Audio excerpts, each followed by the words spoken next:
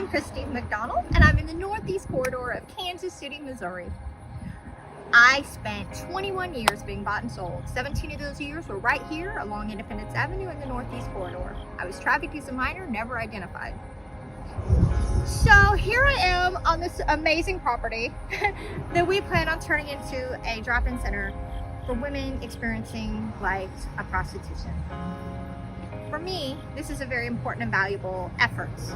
I feel like it's a huge gap in our service provisions in the greater Kansas City area, and I know there's a need.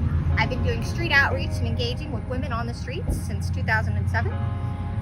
And, you know, for me, there were plenty of opportunities that a safe haven for just a few hours could have been a tremendous blessing on my journey. In fact, maybe even could have saved my life on some opportunities where my life was at risk. I would have had a safe place to go, to seek shelter, to grab a sandwich, to get a fresh change of clothes, to take a shower, to be met with dignity. You know, back in the 90s, when I was on the streets, my pimp, I'll never forget, it was in the summer and it was so hot. I was in the downtown area at the time, and I had been working all night, and it was in mid-afternoon, and I was so hot and I was so tired. And I asked him, can I please just get a drink of water? Can I please get a water hose and get a drink of water? Can I spend some money and get a drink of water? I was so hot, my ears were ringing. I was sweating. I just needed a drink.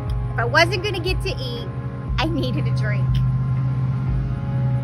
I'll never forget when he hit me to the ground and I was on my knees begging just for a drink of water in front of everybody with cars stopping. He beat me really bad that day and I worked all night. The next day I knew the drop-in center for homeless people downtown, which no longer exists, would be open.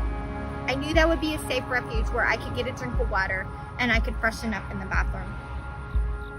I walked my way down there and I was greeted by one of the workers there, Miss Jeannie. I was covered with handprints all over my legs of bruises. And she said, "Sweetie, why don't you come into my office?" And I went in there and I was so tired. And she started pulling down the shades and she started collecting her things. She walked to the door and stopped. And I said, "May I sit?" And she said, "Sweetie, I'm gonna go out in the lobby and I'll work with the clients out there. I'm gonna turn out the light and you can sleep here. I'll come and see you when it's time for me to go and you can rest."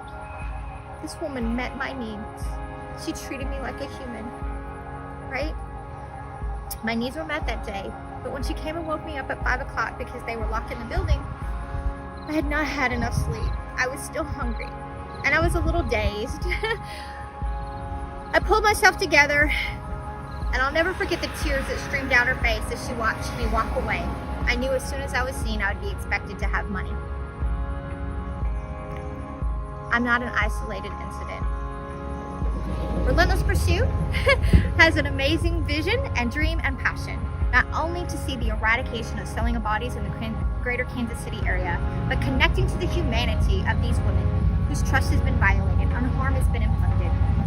One of the very first ways we can do that is build a relationship by creating a safe refuge for them to get a drink of water, a sandwich, a shower, a clean change of clothes. Have someone look them in the eye and say, "I see you, I care." Join us at Relentless Pursuit and be a part of the eradication of the selling of bodies in the greater Kansas City area. Learn more about us and our mission at www.rpo.org.